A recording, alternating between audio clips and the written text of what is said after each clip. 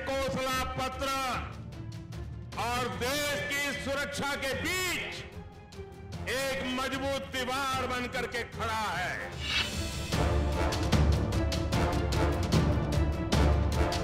ये आज मैनिफेस्टो में उन्होंने बात की, बड़ी अच्छी बात है। काश उन्होंने ये बात तब की होती जब मैं इस रियासत का वजीर आला था। नमस्कार, मैं हूं देवांजलि मोइत्रा। क्रिकेट में पिच का बड़ा महत्व होता है और हर टीम चाहती है कि उसके हिसाब से क्रिकेट का पिच तैयार हो। राजनीतिक पिच पर भी यही हो रहा है। यहां पर हर राजनीतिक पार्टी चाहती है कि उसके हिसाब से देश के मुद्दे तय हों। बीजेपी राष्ट्रवाद पर चुनाव लड़ना चाहती है तो कांग्रेस बेरोजगारी पर। लेकिन जैसे एक कहावत है ना, बिन मांगे मुराद पूरी होना, ठीक वैसे ही कांग्रेस का घोषणा पत्र आते ही बीजेपी को फ्री हिट मिल गई।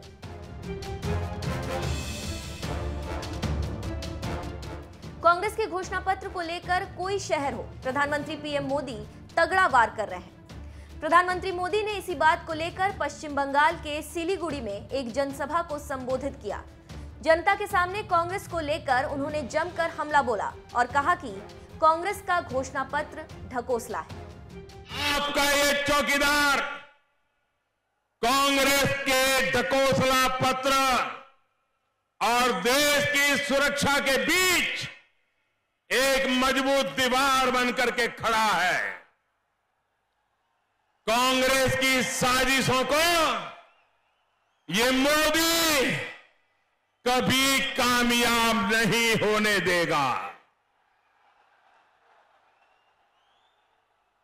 साथियों, कांग्रेस के ढकोसला पत्र की एक्सपायरी डेट, कांग्रेस के ढकोसला पत्र की एक्सपायरी डेट पहले से ही तय है।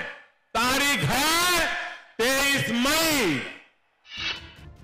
क्या कांग्रेस का सवाल ही कांग्रेस के लिए परमाणु बम साबित हो रहे हैं? यही नहीं, जब प्रधानमंत्री मोदी बंगाल से महाराष्ट्र पहुंचे तो वहां पर भी उन्होंने कांग्रेस और टुकड़े गैंग की जमकर क्लास ली। कांग्रेस का ढकोसला पत्र पाकिस्तान की साजिशों का योजना पत्र है। कांग्रेस का ढकोसला पत्र देश के वीर जवानों के मनोबल को तोड़ने का षड्यंत्र है। कांग्रेस का ढकोसला पत्र भारत तेरे टुकड़े होंगे का नारा लगाने वालों का साजिश पत्र है। सवाल है कि क्या राष्ट्रवाद को लेकर कांग्रेस फंस गई है? कांग्रेस के घोषणा पत्र के 3 बिंदुओं को लेकर विपक्ष हमलावर है। कांग्रेस के 3 वादे कांग्रेस का काम बिगाड़ेंगे। अफस्पा में तब्दील करने का वादा, देशद्रोह कानून समाप्त, जम्मू कश्मीर में सेना और सीआरपीएफ की संख्या कम करना, जिसको लेकर बीजेपी आक्रामक है और कांग्रेस पर जबरदस्त हमला कर रही है। यही कारण है कि सर्जिकल स्ट्राइक कर बीजेपी इसका जनता में श्रेय लूट रही है और इसका फायदा भी मिला है।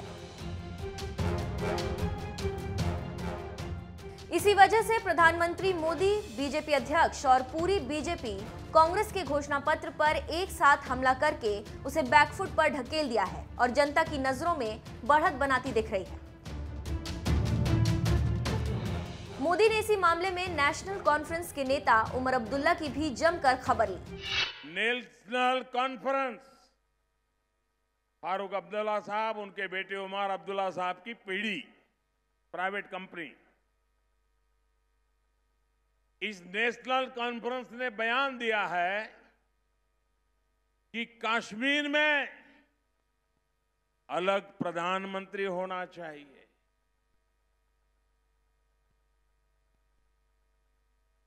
आप मुझे बताइए, कांग्रेस के साथी पार्टी की ये मांग आपको मंजूर है? हिंदुस्तान में किसी को भी मंजूर है? वो कहते हैं हम घड़ी की सुई पीछे ले जाएंगे और 1953 के पहले की स्थिति पैदा करेंगे और हिंदुस्तान में 2 प्रधानमंत्री होंगे, कश्मीर का प्रधानमंत्री अलग होगा। मैं जरा जानना चाहता हूं, जवाब कांग्रेस को देना पड़ेगा। महागठबंधन के सभी पार्टनरों को जवाब देना पड़ेगा। इस चुनाव में उनको जवाब देना पड़ेगा। उमर अब्दुल्ला ने कांग्रेस के घोषणा पत्र की जमकर तारीफ की और कहा कि अफस्पा अगर कांग्रेस हटा रही है तो ये एक बेहतरीन कदम है। ये आज मैनिफेस्टो में उन्होंने बात की, बड़ी अच्छी बात है। काश उन्होंने ये बात तब की होती जब मैं इस रियासत का वज़ीर आला था।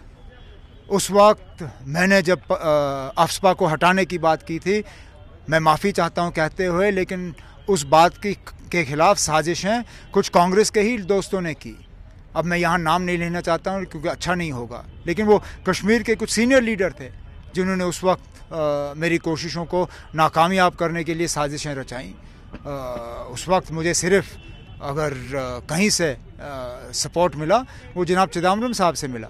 तो अगर आज कांग्रेस ने ये कहा है कि वो अफस्पा को उठाने की कोशिश करेंगे, मैं इस चीज़ को वेलकम करता हूँ। काश, चलिए देर आए दुरुस्त आए। अगर ये बात 2014 से पहले उन्होंने की होती तो आज हमने इस रियासत के कई इलाकों से अफस्पा को हटाने का काम किया होता।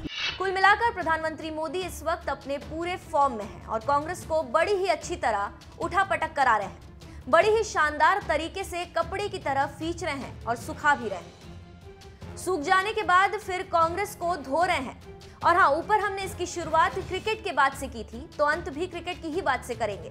जिस प्रकार कांग्रेस ने मौका दिया है, ठीक उसी तरह प्रधानमंत्री मोदी फुल टॉस कांग्रेस की बॉल को स्टेडियम के बाहर भेज रहे हैं और कांग्रेस के फील्डर सिर्फ और सिर्फ बॉल को बाहर से लाने का काम कर रहे हैं। कांग्रेस के एक बड़े सहयोगी दल महागठबंधन के सूत्रधारों में से एक, महागठबंधन के सबसे तगड़े साथी नेशनल कॉन्फ्रेंस फारूक अब्दुल्ला साहब, उनके बेटे उमर अब्दुल्ला साहब की पीढ़ी प्राइवेट कंपनी, इस नेशनल कॉन्फ्रेंस ने बयान दिया है कि कश्मीर में अलग प्रधानमंत्री होना चाहिए।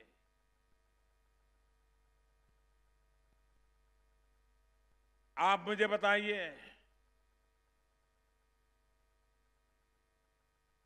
कांग्रेस के साथी पार्टी की ये मांग आपको मंजूर है? हिंदुस्तान में किसी को भी मंजूर है? वो कहते हैं हम घड़ी की सुई पीछे ले जाएंगे और 1953 के पहले की स्थिति पैदा करेंगे और हिंदुस्तान में 2 प्रधानमंत्री होंगे, कश्मीर का प्रधानमंत्री अलग होगा। मैं जरा जानना चाहता हूं, जवाब कांग्रेस को देना पड़ेगा। महागठबंधन के सभी पार्टनरों को जवाब देना पड़ेगा। इस चुनाव में उनको जवाब देना पड़ेगा। क्या कारण है कि उनका साथी दल इस प्रकार की बात बोलने की हिम्मत कर रहा है? कुछ दिन पहले उनके एक पार्लियामेंट के उम्मीदवार ने ऐसी ही बदतमीजी की थी, भारत को गाली देने की खुली घोषणा की थी। कांग्रेस का ढकोसला पत्र पाकिस्तान की साजिशों का योजना पत्र है। कांग्रेस का ढकोसला पत्र देश के वीर जवानों के मनोबल को तोड़ने का षड्यंत्र है।